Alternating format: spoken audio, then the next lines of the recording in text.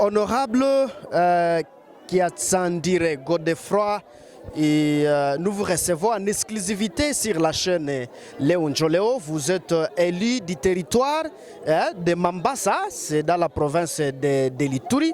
Honorable, bonjour et bonne arrivée. Bonjour, messieurs les journalistes. Nous vous recevons en tout cas en exclusivité. À l'instant, nous sommes à la paroisse Liambo, c'est la ville de Butembo. C'est après la messe dite à mémoire donc, de nos compatriotes des civils tués à chefferie de Bachou, particulièrement à Mabuku, Maombi, Mabulwenge. Et comment vous avez accueilli vraiment ces messages de massacre dans votre village de Mabuku, honorable? Oui, je dois pouvoir présenter mes condoléances aux membres qui ont perdu les leurs, qui continuent à les perdre jusqu'à aujourd'hui, parce que la nouvelle est tombée comme une foudre au niveau du cœur. Et moi, j'étais à vacances parlementaires dans ma fief électorale. Et vous devez savoir que je suis natif de cette chefferie. Et donc, ceux qui sont décédés, ce sont les membres de ma famille. Je ne pouvais pas rentrer à Kinshasa sans pouvoir présenter aussi les condoléances à mes frères et sœurs qui sont restés et qui ont réussi à s'échapper de justesse jusqu'à la ville de Butembo. Et la messe ici a été organisée. Il nous a plu de l'attendre pour participer avec les membres de ma famille et regretter, pleurer, prier pour ceux-là qui nous ont quittés sous une forme quelconque, une forme exigée par l'ennemi de la paix. Et c'est pourquoi je suis venu et vous avez compris que l'émotion est tellement grande que la situation ne nous permet pas de quitter les nôtres sans pour autant le saluer et les rendre condoléances. Honorable Godefroy, vous le savez très bien qu'il y a les opérations conjointes FARDC et UPDF, donc dans la chefferie de Bachou à territoire de Beni, mais l'ennemi continue à circuler librement et saboter et tuer les civils, honorable. Comment vous accueillez ou comment vous analysez vraiment cette situation? La situation n'est pas tellement à condamner parce que vous devez savoir que la mutualisation semble avoir juste une action, un impact sur les côtés du territoire. C'est la partie est qui est plus concernée. Et vous allez comprendre avec moi que ce qui se passe aujourd'hui, ça se passe dans la zone où l'armée ougandaise et congolaise n'est pas en collaboration, et c'est une zone qui semble être délaissée entre les mains de soi-disant Maïmaï qui ont été cantonnées depuis 2019. Et donc nous ne voulons pas donner beaucoup de réflexions sur ça. Ce que nous allons peut-être demander au gouvernement, c'est de voir comment réfléchir sur la prise en charge de ces contrées. Parce que les sécurités s'installent pendant qu'il y a des éléments qui sont cantonnés et nous ne savons pas identifier le vrai tueur parce que nous pensons que comme ils sont porteurs d'armes, ils pouvaient continuer à sécuriser les leurs. Messieurs les députés, vous êtes à l'Assemblée nationale et les déplacés qui viennent de partout vivent ici à la ville de Butembo dans des conditions humanitaires très difficiles. À votre qualité d'élu, qu'est-ce qu'on peut espérer? Et moi, je pense que le gouvernement est en train de faire ce qui est à son niveau. Parce qu'il est difficile de nourrir toute une population pendant longtemps. Et récemment, il y a eu quand même une assistance qui était venue de ces côtés ici. On ne peut pas refuser que le gouvernement n'est pas en train de réfléchir pour prendre en charge tout ce qui se passe ici. Et donc, nous pensons que pour la situation récente, nous ne cesserons pas encore interpeller le gouvernement pour qu'il vienne en aide pour ceux qui se sont ajoutés sur le nombre qui existait avant. Et donc nous ne pouvons pas dire que le gouvernement ne fait rien et le gouvernement réfléchit du jour au lendemain parce que ce que je vous ai dit, il y a toujours des assistances qui arrivent de ce coin. Mais la population pense que vous ne faites rien, vous les élus. Quelle réaction? Bon, ceux qui peuvent dire ça, et ils n'ont pas à condamner non plus. Mais parfois aussi ceux qui le disent, ce sont des gens qui cherchent à devenir ce que nous sommes aujourd'hui. Et nous n'allons pas dire qu'ils ont raison, parce qu'au moins nous voyons les efforts que le gouvernement fournit pour chercher à nous amener la paix. Mais nous n'allons pas aussi laisser la tâche seule au gouvernement. Et la tâche revient à tout Congolais de bonne volonté pour qu'ils réfléchissent avec le gouvernement comment intervenir tant soit peu à la misère de ceux qui se sont déplacés de leur coin habituel. Oui, honorable Mboussa Nyamwisi est nommé par le chef de l'État Antoine Félix Tshisekedi.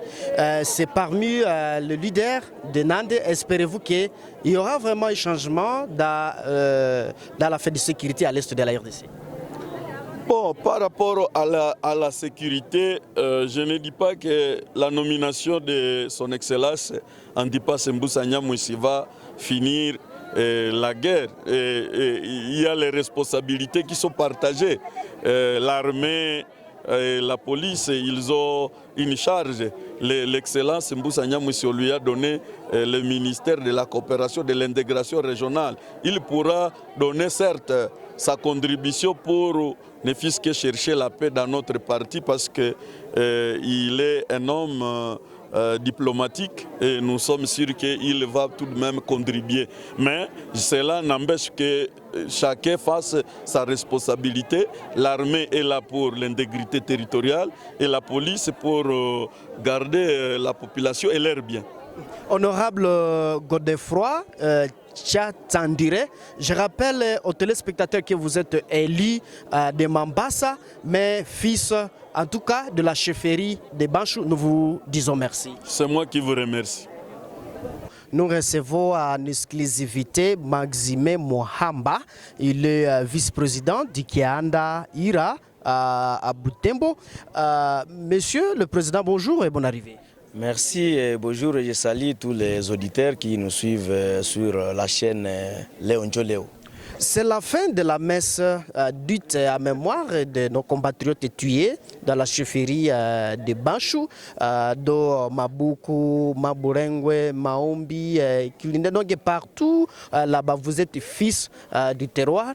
Et comment vous vous sentez maintenant après la messe à mémoire de nos frères? Merci beaucoup. En fait, nous avons d'abord un sentiment de réconfort. Nous nous réconfortons par le fait que nous venons de terminer la messe de Requiem pour le repos des âmes de nos confrères, de nos frères et sœurs qui ont été sauvagement tués par l'ennemi, le présumé ADF.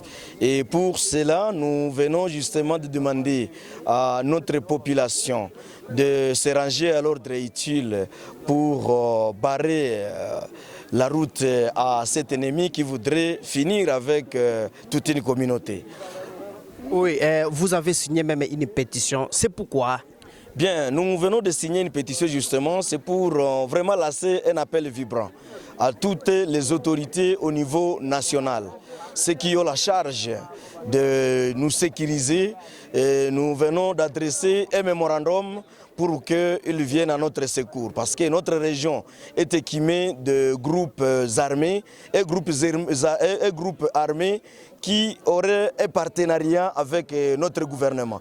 Et le temps que nous avons été massacrés à Mabuku, à Kalunguta, à Kabasha, à Mabulengwa, à Kininka, nous avons estimé que cela a été sous la complicité même de nos gouvernants, parce que la population ignore le partenariat qui existe entre la population et le gouvernement. Voilà pourquoi nous avons adressé une pétition pour demander aux gouvernants de nous faire part justement des clauses de leur partenariat afin que la population puisse s'y prendre par rapport à cela. Mais en attendant, nous avons lancé un appel vibrant à tous les participants pour que chaque participant, chaque population de Mabulengwa et chaque civil de Mabuku, de Kalunguta et de Kininga, même aussi d'ailleurs de Mukondi, puisse aussi utiliser sa machette parce que nous constituons de toute façon un grand nombre par rapport à l'ennemi. Et si chacun pouvait prendre maintenant sa machette et qu'au lieu de se laisser abattre, autant mieux mourir quand bien même aussi on vient de donner la mort à un ou deux de ses ennemis, nous aurons fait quelque chose. Voilà le message que nous avons lancé à la population pour que la population se prenne en charge dans le cadre de la légitime défense. Mais dans votre entité, il y a un groupe armé, UPLC, qui est là, qui contrôle la localité. On peut savoir aussi pourquoi ils n'ont pas fait face aux ANDF dans cette contrée. Effectivement, l'UPLC avec le gouvernement sont un. On ne peut pas comprendre qu'un rebelle s'installe et qu'un rebelle continue à conquérir même des espaces. Et cela à la merci du pouvoir. Et pour cela, nous sommes une population comme toute... nous sommes une population comme les autres d'ailleurs, et lorsque nous constatons que la population serait sacrifiée, la population de Maboukou, la population du groupement Malio, la population du groupement Bouriki serait sacrifiée par le même gouvernement. Et aujourd'hui, nous voyons maintenant l'UPLC qui commence à imposer sa nouvelle loi. C'est là justement que nous avons alors adressé les mémorandums d'ailleurs aux autorités au niveau national. Pour que ces autorités nous disent si notre espace n'appartient plus à la République démocratique du Congo ou si notre espace appartient encore à notre pays. Et à ce moment-là, la population prendra acte de ce que le gouvernement pourra nous donner. Sinon, la population en a mal. Oui, Maxime Muhamba, aujourd'hui le chef de l'État, Antoine Félix Tshisekedi Tshilombo, a nommé Mbusa Nyamwisi. Donc il y a déjà 4 ministères qui sont occupés par les Nandais. Et comment vous avez accueilli vraiment ces messages de nomination? Eh bien, nous tenons d'abord à remercier le chef de l'État, Félix Tshisekedi Tshilombo, le président de la République, qui a placé sa confiance dans les dignes fils de notre communauté Yira Nande. Et cela, en fait, c'est une récompense qu'il y a eu par rapport à la bravoure des autres dignes fils qui étaient dans le gouvernement Sama Lukonde, parce que la communauté Yira Nande et toutes les autres communautés vont convenir avec moi que la communauté Yira Nande avait 3 ministères dans le gouvernement Sama Lukonde 1, et maintenant cette communauté Yira Nande a 4 ministères. Et cela est une récompense de la bravoure des ministres qui étaient déjà en fonction. Et cela, c'est parce que la communauté Nande s'est toujours caractérisée par l'hospitalité, par l'amour du travail. Et pour cela, nous avons à féliciter les nominés, notamment Musée Antipas Mbusa Nyamwisi, qui est maintenant élevé au rang de vice-premier ministre et ministre de l'intégration régionale. Nous avons à féliciter le ministre, son Excellence Julien Paluku Kahongia, qui pour sa reconduction au ministère de l'Industrie. Nous avons à féliciter le ministre Nzangi Butondo, qui lui aussi a été reconduit à son ministère de l'ESU. Nous avons aussi à féliciter la ministre Katungu Furaha Catherine, qui vient aussi d'être reconduit à son ministère de la culture, art et patrimoine national. Cela fait preuve que l'amour de travail les a caractérisés et nous leur souhaitons plein succès au cours de cet exercice de leur nouveau mandat. Espérez-vous vraiment au changement? Nous espérons comme toujours, parce que là où il y a un Mouira, il y a un travail. Là où il y a un Mouira, là où il y a un Nande, rassurez-vous qu'il y a un travail. Et c'est d'ailleurs pour cela que le chef de l'État a eu à placer sa confiance dans les Baïra. Maintenant, nous sommes passés de 3 ministères à 4 ministères. Et la bravoure qui va encore les caractériser davantage va encore nous donner plus de ministères pour l'occasion prochaine. En tout cas, nous vous disons et merci d'avoir accepté volontairement notre invitation sur la chaîne Léon Jo Léo. Merci beaucoup, c'est à moi plutôt de vous remercier pour m'avoir tendu votre micro.